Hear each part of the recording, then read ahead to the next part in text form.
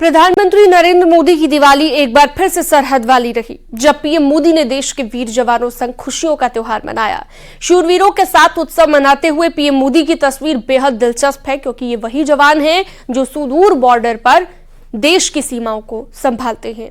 दरअसल दीपावली के पर्व पर सुरक्षा बल अपने परिवारों के साथ दीपावली नहीं मना पाते, लेकिन पीएम मोदी ने जवानों को अकेला नहीं छोड़ा और संदेश दिया, पूरा देश ही जवानों का परिवार है।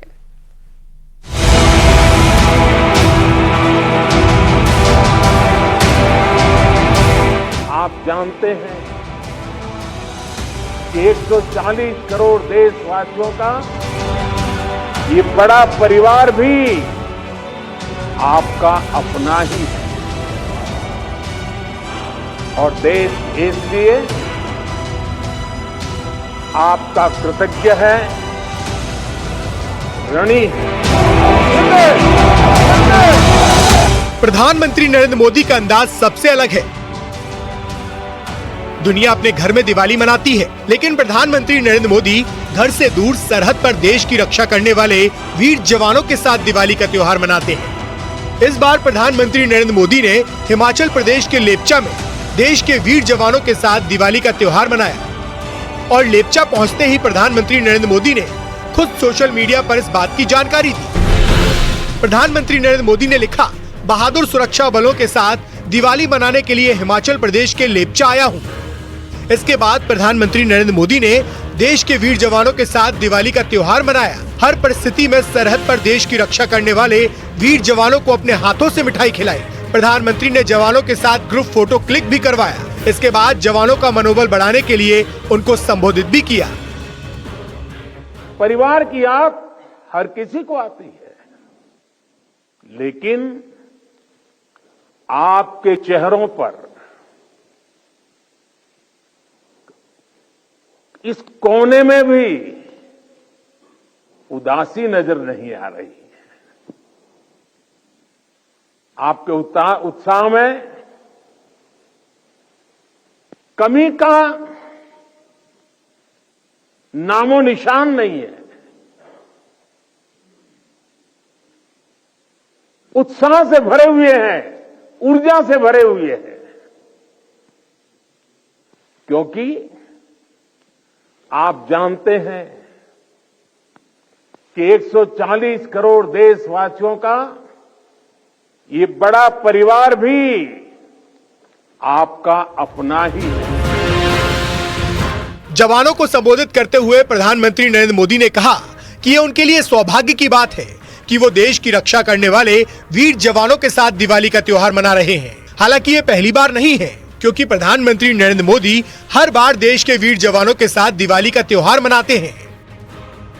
साल 2014 में प्रधानमंत्री ने विश्व के सबसे ऊंचे युद्ध क्षेत्र सियाचिन में दिवाली का त्योहार मनाया था। साल 2015 में पंजाब के अमृतसर, साल 2016 में हिमाचल प्रदेश के किन्नौर, साल 2017 में जम्मू कश्मीर के गुरेज, साल 2018 में उत्तराखंड के केदारनाथ, साल 2019 में जम्मू कश्मीर के राजौरी, साल 2020 में राजस्थान के जैसलमेर, साल 2021 में नौशेरा और पिछले साल 2022 में प्रधानमंत्री नरेंद्र मोदी ने केंद्र शासित प्रदेश लद्दाख के करगिल में दिवाली मनाई थी। और इस बार प्रधानमंत्री नरेंद्र मोदी ने हिमाचल प्रदेश के लेपचा में वीर जवानों के साथ दिवाली का त्योहार मनाया। कि 140 करोड़ देशवासियों का ये बड़ा परिवार भी आपका अपना ही है और देश इसलिए आपका कृतज्ञ है, ऋणी है। इसलिए दीपावली पर हर घर में एक दिया आपकी सलामती के लिए भी जलता है। इसलिए हर पूजा में एक प्रार्थना आप जैसे वीरों के लिए भी होती है।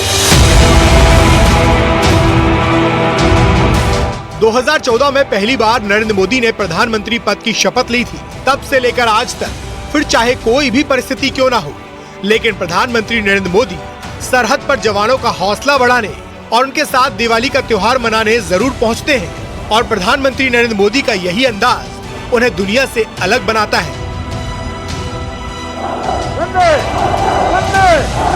भारत माता की।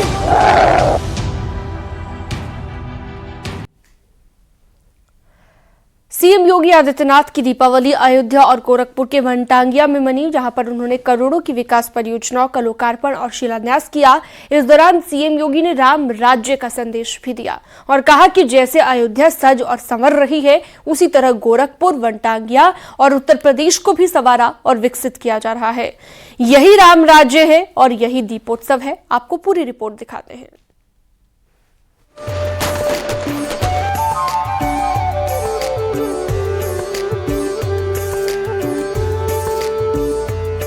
सीएम योगी की वनटांगिया वाली दिवाली अद्भुत, अकल्पनीय है, क्योंकि वनटांगिया ही वो जगह है जिसके दिल में योगी बसते हैं, जहां योगी को बच्चे टॉफी वाला बाबा कहकर बुलाते हैं। यानी वो समाज जिसका दशकों तक कभी किसी ने कुछ नहीं किया, लेकिन योगी ने ही उनके उद्धार की कहानी लिखी और यहीं एक बार फिर वो दिवाली मनाने अपनों के बीच पहुंचे।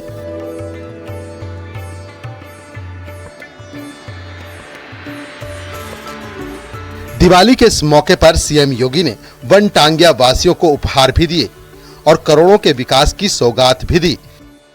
उन्होंने वनटांगिया गांव में 153 करोड़ रुपए की लागत की 52 विकास परियोजनाओं के लोकार्पण और शिलान्यास किया और दिवाली के मौके पर संदेश भी दिया। आज से 6 वर्ष पहले क्या कोई सोचता था कि अयोध्या में भगवान राम का मंदिर बन पाएगा? एक सपना था, लेकिन आज मंदिर बन ही नहीं रहा है, तो बल्कि राम मंदिर के निर्माण के साथ साथ रामलला के विराजमान के लिए तिथि भी तय हो गई है। और ये संपूर्ण भारत को पहले ही नहीं, दुनिया के अंदर सनातन धर्मावलंबी और भारतवासी जहां कहीं भी रहता है, उसके लिए गौरव की अनुभूति करने वाली तिथि है।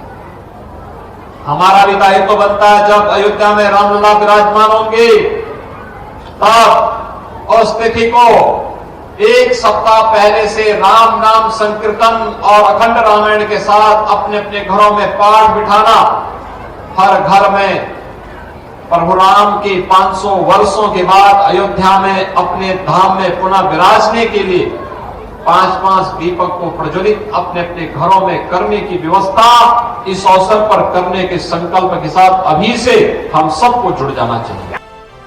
दरअसल गोरखपुर, वनटांगिया और उत्तर प्रदेश को अयोध्या की तरह ही सजाया और विकसित किया जा रहा है, क्योंकि एक तरफ धर्म पथ है तो दूसरी तरफ कर्म पथ। एक तरफ हृदय में राम बसते हैं तो दूसरी तरफ वो वनटांगिया जिनके दिल में योगी बसते हैं। और यहीं से सीएम योगी ने प्रदेशवासियों के साथ ही पूरे देशवासियों को संदेश दिया। सीएम योगी ने कहा, दीपावली के इस शुभ अवसर पर सभी को शुभकामनाएं। जैसे अयोध्या संवर रही है, वैसे ही पूरे यूपी को संवारा जा रहा है और यही राम राज्य है और यही दीपोत्सव है। दीपावली अंधकार से प्रकाश की ओर, बुराई से अच्छाई की ओर, अधर्म से धर्म की ओर, नकारात्मकता से सकारात्मकता की ओर, अन्याय से न्याय की ओर ले जाने की प्रेरणा प्रदान करता है। यानी सीएम योगी ने एक बार फिर राम राज्य के संदेश को दोहराया। कल अयोध्या के दीपोत्सव के कार्यक्रम को आप सब ने देखा होगा, अवलोकन किया होगा। जैसे अयोध्या सज रही है, संवर रही है, ऐसे गोरखपुर, वनटांगिया और उत्तर प्रदेश भी सज और संवर रहा है। और भाइयों बहनों, यही राम राज्य है और यही दीपोत्सव है। और हमें प्रसन्नता और तब होती है जब मैं अब वनटांगिया गांवों में भी यहां के गरीबों के पक्के मकान देखता हूं, उनको पेयजल की सुविधा देखता हूं, यहां पर भी बिजली देखता हूं, यहां पे भी अच्छे विद्यालय और आंगनबाड़ी केंद्र को देखता हूं। इनके लिए शासन की सभी प्रकार की सुविधाओं को प्राप्त होना सही मायने में यही दीपावली है और यही राम राज्य है, इसके लिए आप सबका मैं हृदय से अभिनंदन करता हूं, आप सबको बधाई देता हूं। मौका वनटांगिया परिवारों के साथ दिवाली मनाने का था, लेकिन इस दौरान उन्होंने राम मंदिर और अयोध्या की तस्वीर भी प्रदेश वासियों के सामने रखी। उन्होंने कहा कि हम शांति से भी और क्रांति से अपने हक को ले सकते हैं और श्री राम जन्मभूमि आंदोलन इसका प्रत्यक्ष प्रमाण है। भाइयों बहनों, एक अद्भुत क्षण होगा संपूर्ण भारतवर्ष के लिए। दुनिया को बताने का अवसर होगा हम शांति से भी और क्रांति से भी अपने हक को ले सकते हैं, लेने की सामर्थ्य रखते हैं। अयोध्या से राम जन्मभूमि आंदोलन, श्री राम जन्मभूमि मुक्ति आंदोलन इसका उदाहरण है। चाहे अयोध्या का उद्धार हो या फिर वनटांगिया परिवार, सीएम योगी की दिवाली खास रही। उन्होंने राम राज्य का संदेश भी दिया और विकास की बात भी की। और वनटांगिया गांव में 153 करोड़ की सौगात से एक बार फिर दशकों से उपेक्षित वनटांगिया समाज को विकास पथ पर आगे बढ़ाया। Bureau report, news 18।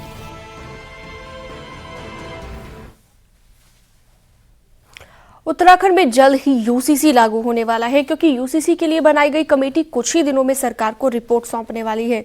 वहीं उत्तराखंड सरकार विधानसभा का विशेष सत्र बुला सकती है, जिसमें यूसीसी और राज्य आंदोलनकारियों के मुद्दे को सदन में लाया जा सकता है। आपको पूरी रिपोर्ट दिखाते हैं।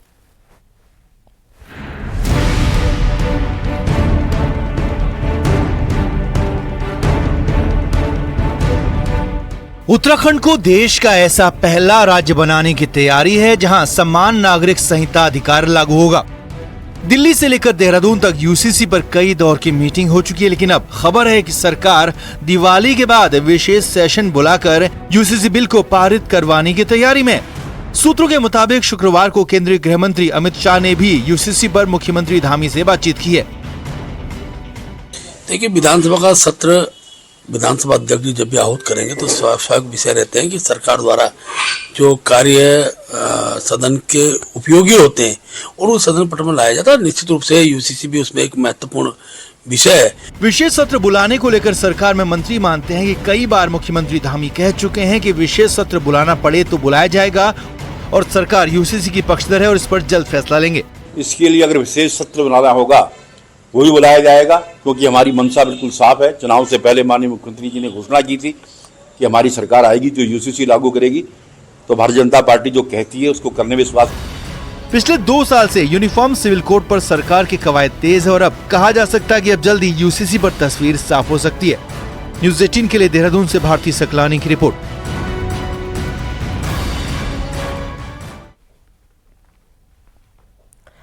यूनिफॉर्म सिविल कोड को लेकर मुख्यमंत्री पुष्कर सिंह धामी ने बड़ा बयान दिया है। सीएम धामी ने कहा है कि जैसे ही ड्राफ्ट मिलेगा उसे लागू करने का काम करेंगे। आपको दिखाते हैं न्यूज़ 18 से खास बातचीत में सीएम धामी ने और क्या कहा।